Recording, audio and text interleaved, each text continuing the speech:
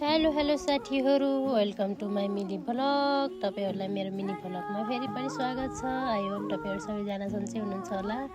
म पनि सन्चै छु। आज चाहिँ मैले दिउँसो खाजा गराउन लागेको, अनि खाजा गराउँदै उता दिदी आउनुभयो, अनि दिदीसँग गफ गर्दै गराउँदैछु। उहाँ दिदीले त अरू खासै खानुहुन्न नि त। अनिखेरि हाम्रो घरमा केरा पाकेको थियो, मैले केरा दिएँ उहाँलाई। मक्खै परिराख्नु भयो फेरि उहाँ बुहारीले केरा दियो भनेर। अनिखेरि मैले यहाँ खाजा गराउँदैछु।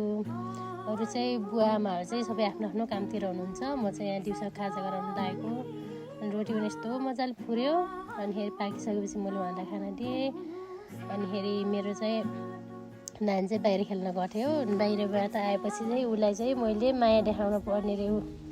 मलाई खै माया गरेको अरे उसले चाहिँ। अनि फेरि उसलाई माया देखाउनु पऱ्यो एकछिन। अनि उसले अनि यो छोरीको जातलाई के चाहिने साथीहरू, मेरो छोरीको चाहिँ यो कपाल खासै छैन नि त, पातलो छ। अनि त्यही माथि पल्ला आउँदैछ।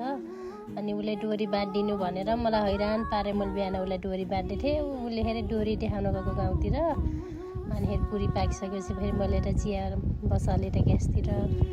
अनि आमा बुवाहरू चाहिँ पार्टीतिर हुनुहुन्थ्यो। अनि नानीले बोलाइरहेको छ उता बाहिरबाट, आउनु खाजा खाना आउनु भन्दै। अनि हामी सबैजना यसरी भेट भएर खाना थाल्यौँ साथीहरू। अनि चाहिँ नानीले फेरि आमालाई जिस्काइरहेछ। अनि आमा चाहिँ रिसेर म बोल्दिनँ भन्नुभएको थियो। अनि नानीले फेरि उहीँ गएर माया देखाइदिएको नानीले फेरि।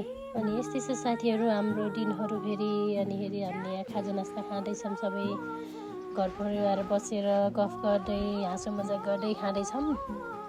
अनि सबै अब आफ्नो आफ्नो कामतिर जाने हो नि त। फेरि खाजा खाइसकेपछि बुवा घाँस काट्दा माथि आमाले माथि ढेला हान्छु भन्दै हुनुहुन्थ्यो। अनि फेरि मेरो फेरि त्यहाँ अगाडि घर अगाडि केराउ छ आँगनभरि। अनि खाजा खाइसकेपछि यसरी त्यसपछि हामी सबै आफ्नो आफ्नो कामतिर लाग्यौँ। आजको दिन चाहिँ हाम्रो यसरी नै बित्यो साथीहरू। तपाईँहरूको कस्तो बित्यो?